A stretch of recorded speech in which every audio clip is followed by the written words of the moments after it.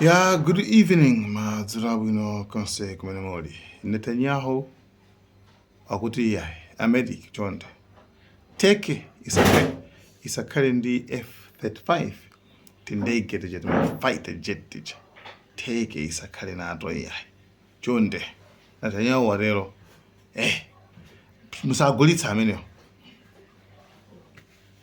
Well, for a regime infected by the Muslim Brotherhood, an extreme movement that hates America and chants death to America from that side of the spectrum, I don't think they should be given F-35s or the engines for their fighter jets, because that'll upset the power balance in the Middle East, which is ultimately guaranteed by Israeli air superiority and also by, I think, by America's posture in the Middle East. Yeah, so chachitika ndi chani kuti zinthu zikhale chonchi ku Middle East konse maiko onse aku Middle East ndi dziko limodzi lokha limene lili ndi F-35 jet stealth bomber kandege kamene kamalowa m'mitambo nkusowa ndikunyamula zimabomba ndikungoti kungoponya basi moti recently panopa nkhondo zamakonozi timene tikuoneka zoti kumbali ya ndege timene tikuoneka zoti tamphamvu kumbali ya ndege, right? So kanthuka kali ndi zinthu zingapo, okay, kamasowa malere kamatani zimene tikuzidziwa kale tinalongosolana. Komano America kamagulitsa F-35 ndege zimenezi choyambirira pamafunika pakhale ubale ubale kai choyambirira pakhale ubale ukasokonekera ino akugulitsana kamene kanthu kamene kake, right? Choyambirira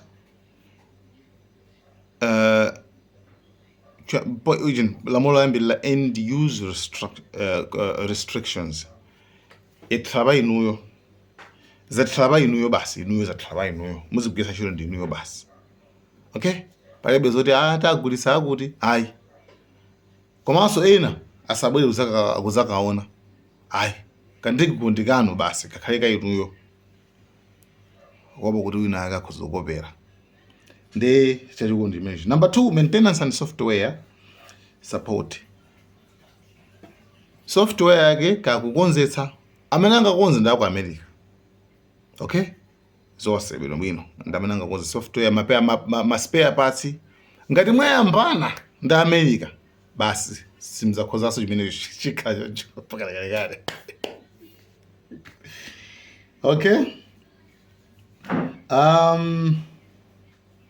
Palibe zopanga modifications muna kuonjeza kama ni tipange so kali yonchen ayi technology yo masainlana kuti pakhale zo magwirizana kuti basi palibe so wina so palibe so kutanda kama ndiko basi so still ubende kuti pakhalebe mphamvu bendithu yochokera kumene munagula, okay.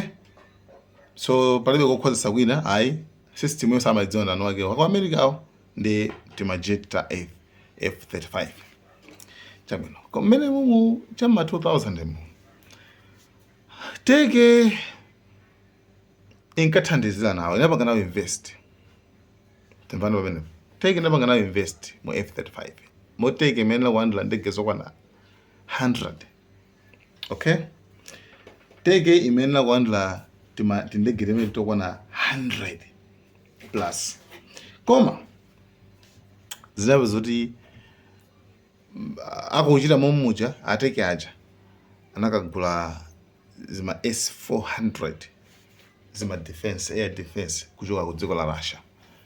So America inati zati right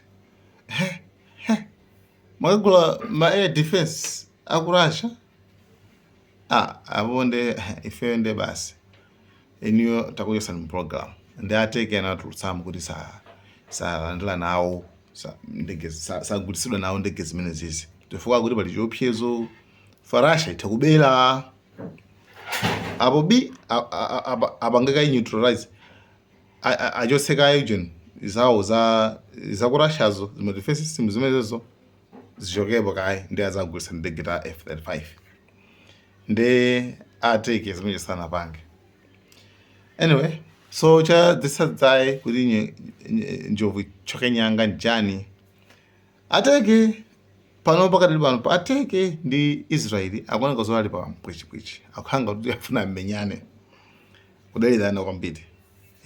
Iweyo umadelera, iweyo umadelera, iweyo umadelera, tikungozona pano pa right, especially nkhondo ya Gaza iso. Tibwera tisapangire ballet Jerusalem kumeneko zambiri mbiri zochitika zambiri pakati pa Russia, pakati pa Turkey ndi Israel. Ndo ateke aja akudziwabe kuti Israel ili ndi ma jet ma F-35 amene wawo nde apempha ku USA kuti tabangani review so bwanji zimene pacha mnatekaniza ife kuti gulitsa mefenda pakana invest chani zimene sizabwino, tabangani review bwinobwino nkhani imipangeso muyimilikeso bwinobwino kuti ife makamaka tipezeko ndege zimene zozo. You understand? Because apo kuti iyambe ndi Israel imene ikhoza ngata you see awo alibe. You understand? Tandaka kuti ku Middle East kulibe samali nato ndegreement iti kubatula awawa a Israel. Ndi anyandonyawo tamva zimene zicha kuti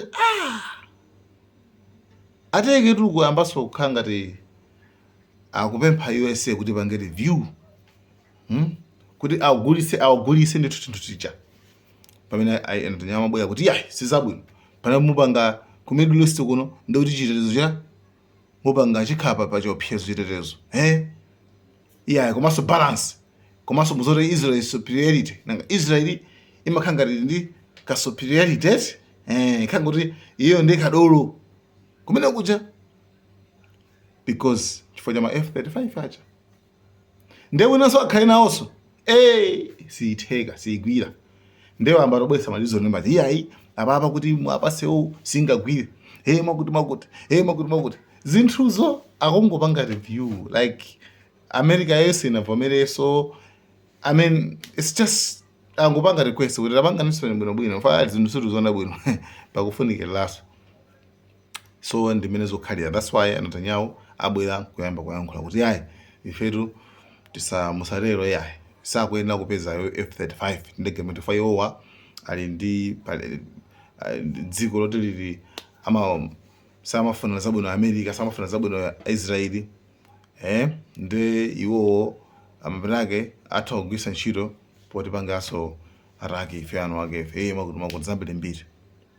Ndimene ndithu zinakha komanso chikulu akuopa kuti technology ikhoza kubedwa panepopo. So guys, thank you so much. Nkhani ikhuza ndi ku Iran paja aujenera mandanga Trump adabwa kwambiri kuti mesa ati munthu simunkankonda, mesa munthu simungumfuna kameneyi, why mukumulirira choncho adabwa kakudabwa chani kaya ndoti amanamizidwa tena kuti sima Iranians amene amalira acha kuti bwerani muzatipulitse ndale chino Mossad. Ma Iranians anu akakuyana ndi amene akulira pano ndi amene akuti tipangene revenge. So guys, thank you so much. Breaking news coming out of Iran, the USA, and the Western world. To the people of the Western world, there's a group of people called monarchists or Pahlavis that have lied to you, that have probably got you to say bad things about the country of Iran, that have actually supported a movement that unalived their own family members. They say Iran was on the brink of collapse. They lied to you and said that the government of Iran was so evil. Shit, they lied to Trump and told him the same thing. But if 20 to 35 million people showed up for the funeral of Ayatollah Khamenei,